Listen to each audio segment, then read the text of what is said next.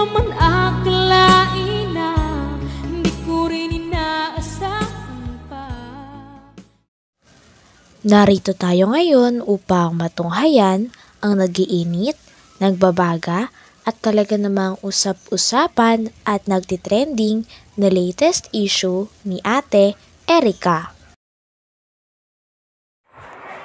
Sa pagpapatuloy ng ating istorya ay kasalukuyan ngang kino-compare pa rin ni Kalingap Val Santos Matubang si Ate Erica kay Ate Viancy.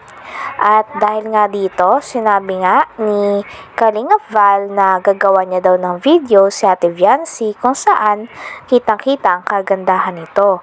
At nakapang model at magpo-photoshoot pa nga siya kay Ate Viancy para malaman ng iba kung gaano talaga kaganda si Ate Viancy. Ano po, sosyalista, pati yung paa mayroon niyang kwintas.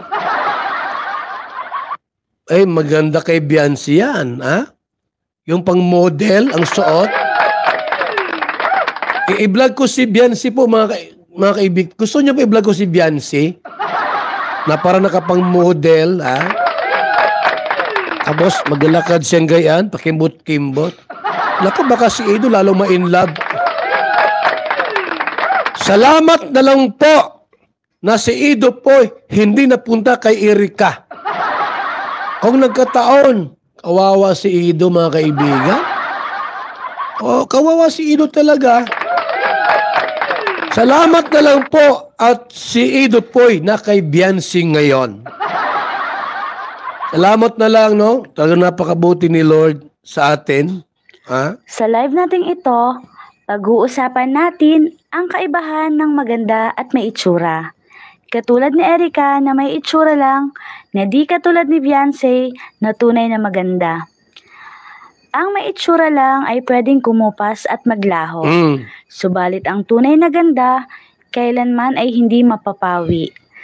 Si Viancy na Kalingap Angel ay tunay na maganda mula sa kanyang panlabas na anyo hanggang sa kanyang kalooban. Yan, di ba?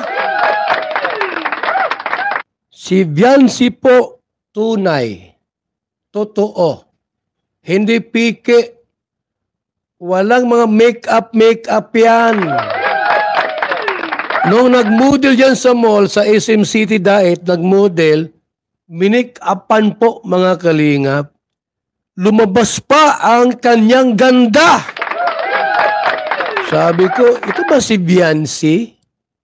Si Viancy po mga kalingap, minik-upan. Diyan sa SM Mall po, nag-fashion show sila. Sabi ko, si Viancy ba yan? Aba, talagang lumabas yung ganda, mga kaibigan. Noong nagsalita, ay, grabe mag-speech. Matalino po. Maganda po magsalita si Viancy. Si Erica, okay naman. Sinasabi pa nga dito ni Kalingap Val kung gaano talaga kaganda si Ate Viancy at kung gaano kanatural ang kanyang kagandahan. Hindi nga daw peke ang kanyang beauty dahil kahit wala itong makeup o kahit anumang walang pagpapaganda at mga ayos ay masasabi pa rin napakaganda ni Ate Viancy sa loob at labas na kaanyuan. Ay tunay na maganda mula sa kanyang panlabas na anyo hanggang sa kanyang kalooban. Yan, di ba? Si Viancy po, tunay, totoo, hindi pike, walang mga make-up yan. Nung nag-model yan sa mall, sa SM City Diet, nag-model, minik-upan po mga kalingap, lumabas pa ang kanyang ganda. Sabi ko, ito ba si Viancy?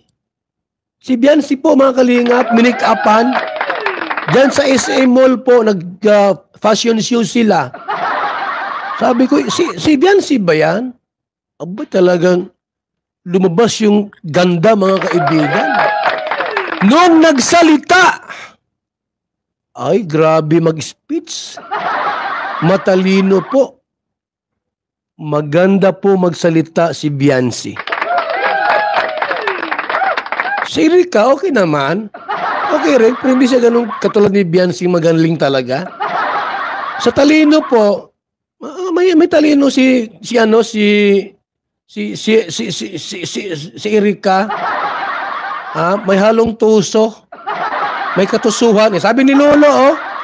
Anong sabi ni Lolo, Miguel? Kailan sila magkakapatid? Ha? Dalawa lang po yan. Kaya nalalagaan namin, tuwa-tuwa ako. Tuwa pa, no? Minalmahal ko. Paglaki, nagkasungay. Nagkasungay? Kung nagawa nila, Erika at Sheila May dito sa Kalingap, hindi katakataka. Doon nga kay Lolo Miguel, nagawa nila. Kay Lolo Miguel nga po, nagawa nila yung ganyang ugali. Sa Kalingap pa kaya? Sa Kalingap pa kaya? Kaya salamat po mga Kalingap na umalis sila bilang Kalingap Angel itong si Erika. Di ba masira pa ang Kalingap dahil sa kanila? Salamat sa katotohanan na nailabas, nailantad dahil kay tita. Dito nga ay binabalaan ni Kalingap Val Santos Matubang si Sir June A na nagsusponsor kay Ate Erika. Sinasabi nga niya na naggaling na mismo kay Lolo Miguel na nagkasungay na daw si Ate Erika at ang kanyang ate na si Sheila May. Kaya naman gustong balaan ni Kalingap Val si Sir June A na habang maaga pa ay kay Kuya Val na lang daw siya lumapit at umiwas daw siya dyan sa dalawang salbahe na yan dahil nanggaling na nga sa kanilang lolo na nagiba na ang kanilang ugali habang lumalaki. Ang nagsabi yung lolo nung nagkaedad, nagkasungay na. Kailan sila magkakapatid? Dalawa lang po yan. Dalawang magkapatid. Sheila May at Erika. Ako, unang apo ko sa babae. Minalmahal ko. Paglaki, nagkasungay. Nagkasungay. Baka, John A. Baka balang araw, sinuwag ka yan. Baka pag sinuwag ka niyan, isusumbong ka sa asawa mo. Hanggat maaga pa, John A., lumapit ka kay Val Santos Matubang. Kayong magsama. Iwan mo yan yung dalawang mga salbahe na yan. Sabi ni Lolo, nagkasungay po, John A. Iwan mo yan. Huwag kang paluko dyan. Ilang milyon na ang nagastos mo? Mahigit ng 2 milyon. Binigyan mo ng Inmax si Erika. Magkano Inmax? 180,000 pesos. Binigyan mo ng tricycle sila Sheila May. Magkano ang tricycle?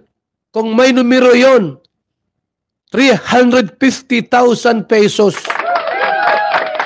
Yung bahay, loob at bahay, inabot ng mahigit 1 milyon. Allowance pa nila. Magkano po? Mahigit 2 milyon ang pirang binitiwan mo sa mga walang kwintang tao tulad nila. Yon ang sabi ni Lolo Miguel. Nagkasungay. Nagkasungay. Kaya nalalagaan namin. Tuwa-tuwa nga ako. Unang apo ko sa babae. Minalmahal ko. Paglaki, nagkasungay. Tapos aalagaan mo? Huwag ka dyan. John A. Niloloko ka lang nila. Kasama si Anton Yakaw Torres. Binubula-bula ka lang ni Sheila May. Di ka naman gwapo. Hindi ka naman gwapo. Hanggang dito na lamang muna ang ating nag-iinit, nagbabaga, pinag-uusapan at talaga ng mga nagtitrending na latest issue ni Ate Erika. Maraming salamat sa inyong panonood. Hanggang sa muli. Bye!